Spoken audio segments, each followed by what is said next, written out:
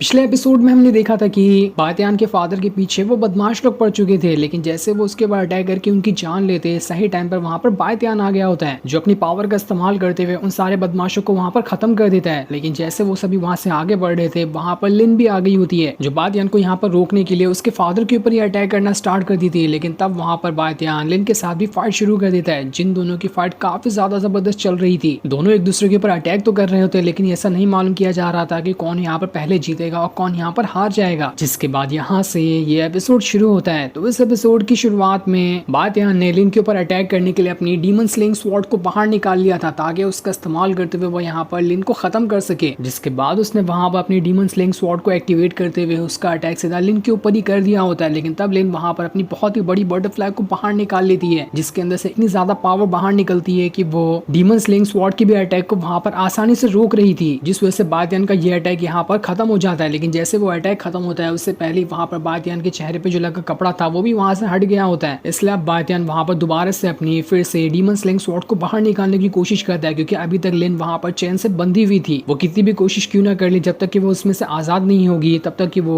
बातियान के ऊपर तो अटैक ठीक तरह से नहीं कर पाएगी, और यही बातियान के पास मौका होगा उसकी जान लेने का। बातियान ने इस बार फिर से अपनी डीमन स्लेइंग स्वॉर्ड को बाहर निकाल लिया होता है, लेकिन उसकी बटरफ्लाई वहां पर खड़ी थी। लेकिन इस बार जब बातियान की स्वॉर्ड उसे लगती है, तो इस अटैक को वहां पर लिन की बटरफ्लाई भी नहीं रोक पाती है। उसकी बटरफ्लाई तो वहां पर खत्म होती ही है। लिन भी वहां से बहुत दूर जाकर फेंका जाती है, जहां उसकी हालत काफी ज्यादा खराब हो चुकी थी, और अब नहीं लग रहा होता कि वो दोबारा से यहाँ पर बातियान के ऊपर अटैक करने के लायक भी बचेगी। जिसके बाद बातियान ने उसी तालिस्मान को बाहर निकाल लिया होता है, जो उसने ऑक्शन हाउस के अंदर खरीदा था। उसका इस्तेमाल वो वहां पर सीधा लिन के ऊपर ही कर देता है। वो जैसे उस तालिस्मान को लिन की तरफ फेंकता है, उस तालिस्मान के अंदर से पावर निकलकर पूरी तरह से लिन को वहां पर जकड़ लेती है। वो तो वहां पर से हिल भी नहीं पा रही थी, चाहे कितनी भी कोशिश क्यों ना कर ले। वो जितनी ज्यादा कोशिश करती है, वो तालिस्मान उससे और ज्यादा वहां पर जकड़े जा रहा होता है। इस वजह से लिन की वहां पर हालत काफी ज्यादा खराब हो चुकी थी। वो काफी ज्यादा कोशिश करती खुद को बाहर निकालने की, तब भी लेकिन वहां पर कोई फायदा नहीं हो रहा था। बातियान ने तो वहां पर लिन से खरीदी हुई चीज का इस्तेमाल उसी के ऊपर कर दिया, और इतना ज्यादा खुद को बाहर निकालने की कोशिश में लिन वहां पर बहुत ही ज्यादा थक जाती है, जिस वजह से वो बेहोश हो चुकी थी। इसलिए बातियान उसे उठाकर एक गुफा के पास लेकर आता है, वहां पर लाकर उसे रख देता है, जहाँ काफी टाइम बाद धीरे धीरे करते हुए अब लिन को वहां पर होश आ चुका था। उसे जैसे ही होश आता है, वो बातियान को अपने सामने देखकर कह रही होती है, क्या किया तुमने मेरे साथ अभी? जिस पर बातियान कहता है, मैंने वैसे कुछ नहीं किया, तुम तो खुद ही कह रही थी ना कि तुम्हें मेरे अंदर इंटरेस्ट है, लेकिन तब भी मुझे तुम्हारे अंदर कोई इंटरेस्ट नहीं है। मैं तो बस तुम्हें बचाने के लिए यहाँ पर लेकर आ गया था। मैंने तुम्हारे पर अपने तालिस्मान का भी इस्तेमाल कर लिया, इसलिए अब से तुम्हारी जान मेरी मुट्ठी में आ चुकी है। मैं जब चाहूँ तुम्हारी जान ले सकता हूँ, क्योंकि वो तालिस्मान की पूरी पावर तुम्हारी बॉडी के अंदर है, जिससे मैं आसानी के साथ कंट्रोल कर सकता हूँ। तुम अब मेरी बिल्कुल एक कठपुतली की तरह बन चुकी हो। जो सुनकर लिन को काफी ज्यादा गुस्सा आ रहा होता है। वो बातियान से कहती है, ऐसा दुनिया में कोई नहीं जो मुझे यहाँ पर कंट्रोल कर सके, तो तुम्हारी क्या औकात है? मुझे कोई भी कंट्रोल नहीं कर सकता। जिस पर बातियान कहता है, अच्छा तो ऐसी बात है, मैं भी रुको तुम्हें नमूना दिखाता हूँ कि मैं किस तरह से तुम्हें कंट्रोल कर सकता हूँ। जिसके बाद उसने वहां पर अपने तालिस्मान की पावर को एक्टिवेट करना स्टार्ट कर दिया था। वो जैसे उसकी पावर को एक्टिवेट करता है, लिन के चारों तरफ फिर से तालिस्मान का धुआं फैल जाता है और वो वापस से आउट ऑफ कंट्रोल होने लगती है। इसलिए वो बातियान से कहती है, रुक जाओ, मैं मान चुकी हूँ कि तुम मुझे अब से कंट्रोल कर सकते हो, तुम जो कहोगे मैं वो करने के लिए तैयार हूँ। इसलिए बातियान वहां पर रुक जाता है और उससे कहता है, मैं यहाँ पर तुमसे कुछ बातें करना चाहता हूँ, इसलिए शांति से मेरे सवालों का जवाब देना। वो वहां पर उससे पूछता है, आखिर तुम मुझे मारना क्यों चाहती थी? मैंने तो वैसे भी तुम्हारा कुछ बिगाड़ नहीं था, लेकिन तब भी तुमने वहां पर आकर मुझ पे इतना सारा अटैक किया कि मेरी वहां पर जान भी चली गई होती। ये सुनकर लिन उससे कह रही होती है, मैंने जब तुम्हें पहली बार देखा था तब मुझे पता चला कि तुम्हारे पास काफी ज्यादा पावर है। तुम्हारी बॉडी जो है वो स्पिरिचुअल बॉडी है, जो मुझे काफी ज्यादा पसंद आ चुकी थी। तो इसलिए मैंने सोचा कि मैं तुम्हें मारकर तुम्हारी सारी की सारी पावर को अपने अंदर एब्जॉर्ब कर लूंगी, जिस वजह से मैं अपना ब्रेक थ्रू कर पाऊंगी। इसलिए मैंने तुम्हारे ऊपर अटैक किया और तुम्हारी जान लेने की कोशिश। जिस पर बातियान कहता है, अच्छा तो अब मुझे समझ में आया कि तुम लोगों को क्यों कहती हो कि तुम्हें उनके अंदर इंटरेस्ट है। जैसे वो हामी भरते हैं, तुम उनकी जान ले लेती हो, उनका सारा का सारा स्पिरिचुअल ऑरा अपने अंदर एब्जॉर्ब कर लेती हो, ताकि अपनी पावर बढ़ा सको। अच्छा हो कि मैं तुम्हारे बहकावे में नहीं आया था, वरना मेरे साथ भी वही हाल होता जो बाकियों के साथ हो चुका है। जिसके बाद बातियान लिन से कह रहा होता है, तुम दूसरों की पावर का इस्तेमाल इसलिए करती हो क्योंकि तुम्हारी बॉडी के अंदर ये कुछ प्रॉब्लम है, इसी वजह से तुम ठीक तरह से अपना कल्टीवेशन में ब्रेक थ्रू नहीं कर पा रही हो। जहां तक कि मैंने तुम्हारी बॉडी को देखा है, हो सकता है कि मैंने तुम्हारी बॉडी के अंदर जो खामियां हैं उसे पता लगा लिया है। अगर तुम उसे ठीक करना चाहती हो तो उसके लिए तुम्हें 9 येन बॉडी टेक्निक को सीखना पड़ेगा। उसके बाद तुम्हारी बॉडी पूरी तरह से ठीक हो जाएगी और फिर तुम्हें किसी की भी जान लेने की जरूरत नहीं पड़ेगी अपना ब्रेक थ्रू करने के लिए। जो सुनकर लिन एकदम ज्यादा खुश हो जाती है। वो बातियान से कहती है, क्या तुम सच कह रहे हो? तुम मेरी बॉडी को ठीक कर दोगे? ऐसा हुआ तो मैं तो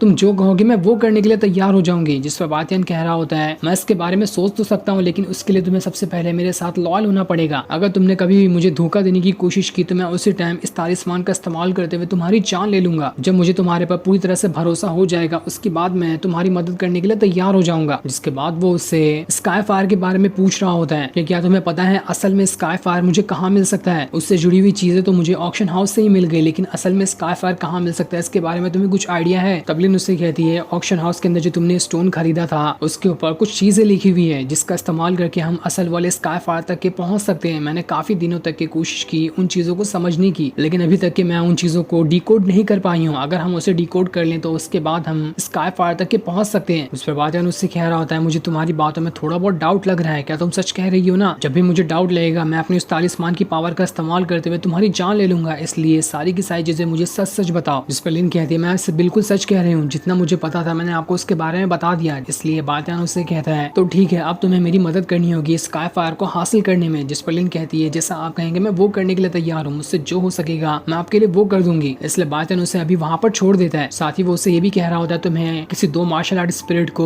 बादशाह की फैमिली के पास भेजना होगा ताकि वो हर टाइम उन्हें प्रोटेक्ट कर सके हर आने वाले दुश्मनों से। बादशाह ने अभी उसे ये नहीं बताया होता है कि जो इंसान के ऊपर वो अभी अटैक कर रही थी वो उसके फादर ही थे। जिस पर लिन कहती है ठीक है, मैं जो हो सकेगा बादशाह की फैमिली को बचाने के लिए पूरी कोशिश करूंगी। ये सुनकर बादशाह उससे कहता है तो ठीक है, अब तुम यहाँ से जा सकती हो, लेकिन इस बात का ख्याल रखना कि किसी को पता नहीं चलना चाहिए बादशाह की फैमिली को प्रोटेक्ट करने में मैंने ही तुमसे कहा था कि तुम्हें उन्हें प्रोटेक्ट करना है, ये बात बिल्कुल टॉप सीक्रेट होनी चाहिए। जिस पर लिन मान जाती है और जैसे लिन वहां से जा रही होती है बादशाह उसे एक बार फिर से याद दिलाने की कोशिश करता है कि तुम जितना मेरे साथ ईमानदार रहोगी तुम उतनी ही ज्यादा फायदे में रहोगी, मैं तुम्हारी हर तरह से मदद करने की कोशिश करूंगा अगर तुमने मेरी मदद करने की कोशिश की तो। ये सारी बातें सुनकर तो लिन को अंदर ही अंदर बहुत ही ज्यादा गुस्सा आ रहा होता है, लेकिन तब भी वो तालिस्मान के पूरी तरह से कंट्रोल में थी, इसलिए वो बादशाह के सामने कह देती है कि जैसा आप कहेंगे मैं वही करूंगी, मैं कभी भी आपको धोखा नहीं देने वाली। और इतना कहने के बाद वो वहां से चली जाती है। दूसरी तरफ बटले का फादर उन दोनों भाइयों के पास आकर कह रहा होता है बहुत बड़ी गड़बड़ हो गई, हम जैसे बादशाह के फादर को पकड़ने वाले थे वहां पर कोई अनजान इंसान मास्क पहन के आया जिसने मुझे और सारे बदमाशों को वहां से भगा दिया और बादशाह के फादर को बचाकर वहां से ले गया। साथ ही उसने मुझे ये भी धमकी दी है कि वो 10 दिनों के अंदर यहाँ पर आएगा और आप सबकी भी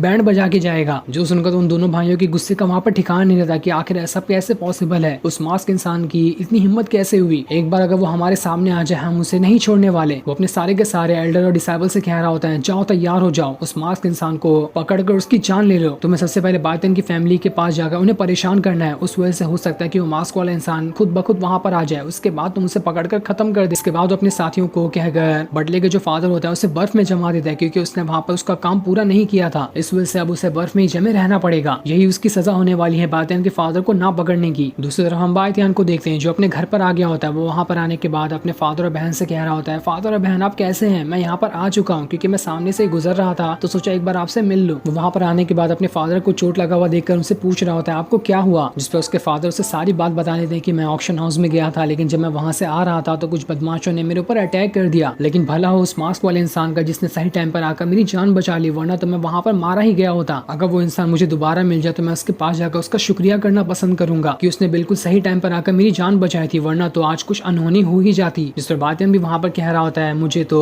ये खबर सुनकर बहुत अच्छा लगा, मैं भी अगर उस इंसान से मिलूंगा तो उसका शुक्रिया करूंगा, उसने मेरे फादर को जो बचाया है। जिसके बाद बादशाह के फादर उससे वही पिल देते हैं जो उन्होंने ऑक्शन हाउस के अंदर खरीदा था। वो उसे देते हुए कहते हैं इसे तुम अपने पास रखो, मैंने इसे तुम्हारे लिए खरीदा था कि जब तुम मेरे घर पर आओगे वापस से तो मैं तुम्हें ये पिल दे दूंगा। इसे ही खरीदने में ऑक्शन हाउस में गया था, इसलिए अब ये छोटा सा गिफ्ट मेरी तरफ से तुम्हारे लिए ताकि तुम इसका इस्तेमाल करते हुए अपनी कल्टीवेशन पावर को बढ़ा सको। इस चीज के बदले बादशाह अपनी बहन को उस पावरफुल फ्रूट का एक टुकड़ा दे देता है जिसका इस्तेमाल करते हुए उसकी बहन अपनी कल्टीवेशन पावर को फिर से बढ़ा सकी है, जिससे पाकर तो उसकी बहन भी काफी ज्यादा खुश हो जाती है। जो सीन दिखाते ही ये एपिसोड यहीं पर एंड हो जाता है। Thanks for watching.